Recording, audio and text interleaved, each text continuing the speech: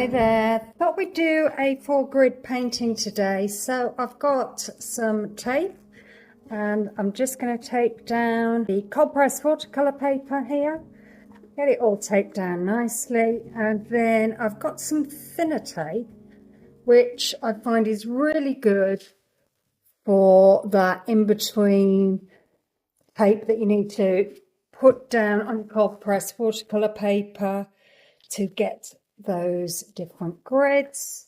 So I've got it here, this lovely thin tape here. Now I'm just going to find the edge, and I've got it there, and I'm just going to put it across there approximately halfway, and again approximately halfway, just sort of trying to find my way by eye. Could measure this out if you were particular, but I don't mind it being a little bit off if it's not completely perfect. So you can see it there, lovely take down.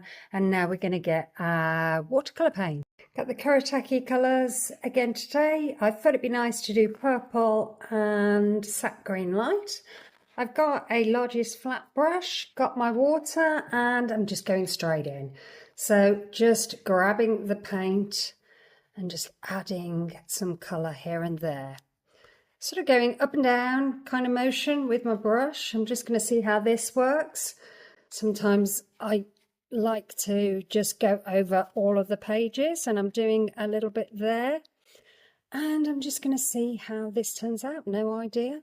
Thought it'd be good to actually use the shape of the brush, the sort of squareness of it, to add a little bit of detail. So I might have to come back to that purple colour, but now I'm going into the green. So again, adding some of these little blocks of colour, and I'm thinking, I don't know whether I should be using a third colour because I like how this looks.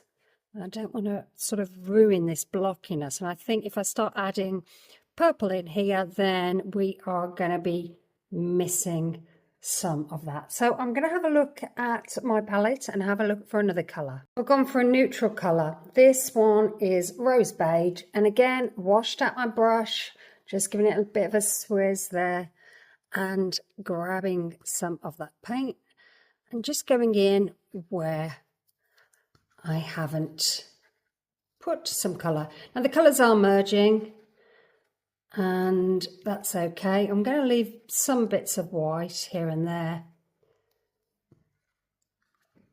and just get it in where there's some blankness. So just having a look, I think that looks all right, and I'm going to let that dry. I've got this purpley paint, but I thought it was a bit too purple, so I'm just going to add a little bit of red acrylic paint into it. Oh, I've got it all over me. Doesn't take much to get in a mess. And I've got a tissue here, luckily. Just going to clean that up. And I'm just going to stir this in. So I wanted it to be a bit more of a pinky purpley kind of colour. How successful I'll be, I don't know, but I think that's becoming a little bit more plum colour. So quite happy with that. Just finishing mixing that off, and I need to wash my hands. Hands are all washed now, and I've got the painting that we did earlier. We've got our acrylic paint that we have mixed up, lovely plum kind of colour, and I've got this really nice flowery stencil, and I thought that'd be quite nice to add a little bit of a flowery kind of touch to our page. So I'm not going to put it all over, I'm just going to add some bits here and there wherever I think would be good.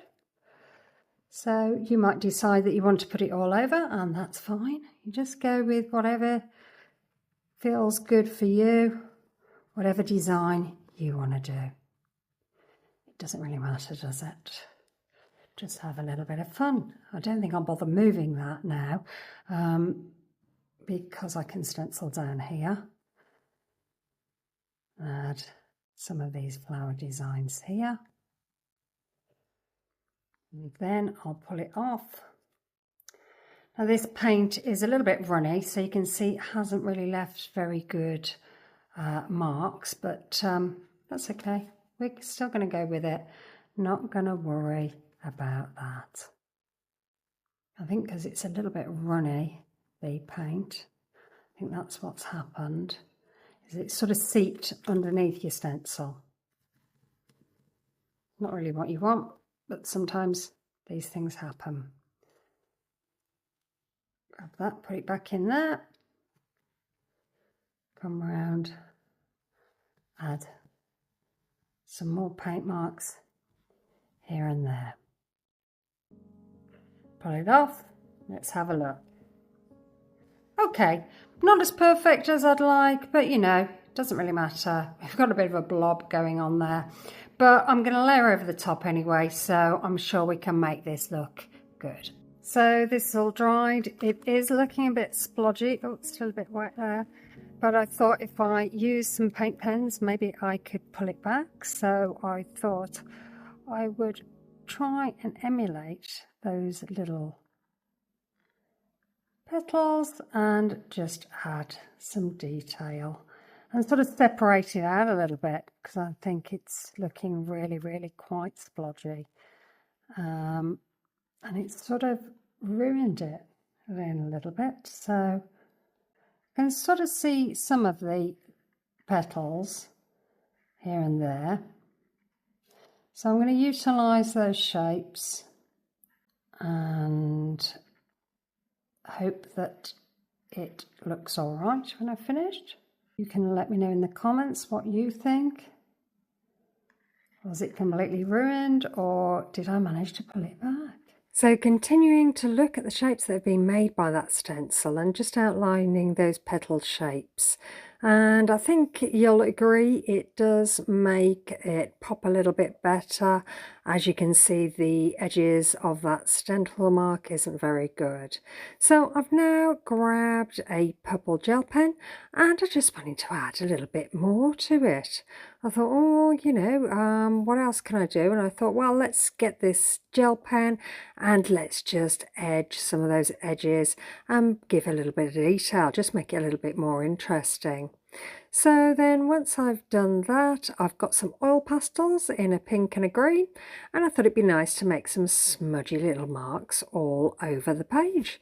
So I've got the green one here and just literally smudging it on, making some roundish kind of shapes all over the page. Feels really nice when you do this. You're just smudging it on, just pressing it, and it's leaving a lovely load of colour on there.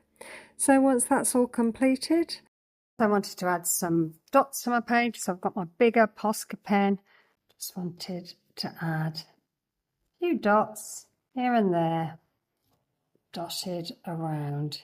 I think they look a bit better against the pink or the green, where it's a little bit darker colour, but not so good in the lighter areas. Dotting them on for a bit of fun. And then when I've done that, I've got this gold acrylic paint in this squeegee bottle. And the nib's just come out. Let's put it back in. Let's try and take the plastic off without taking that nib out. And just going to try and get that paint. Not sure how much I've got in here. Now the nib's gone in. I had to push the nib out with my nail. I've got paint all on my nail now. Oh well. Let's see how this works out. I'm going to do some pretend writing. Add some little details here and there. Not writing anything, just pretending to write something. Just some squiggly marks across the page. And when I think it's all done, I've heated up the tape and I'm just going to peel that off. And this is the best bit, when you're revealing your grid art here. And I love the way it looks, all that lovely embellishments on there against that white background. I think it's really nice, and I think I'm going to utilise these for a further painting along the way. So catch up a little bit later and you'll see the results of that. Thanks for watching. See you again soon. Bye.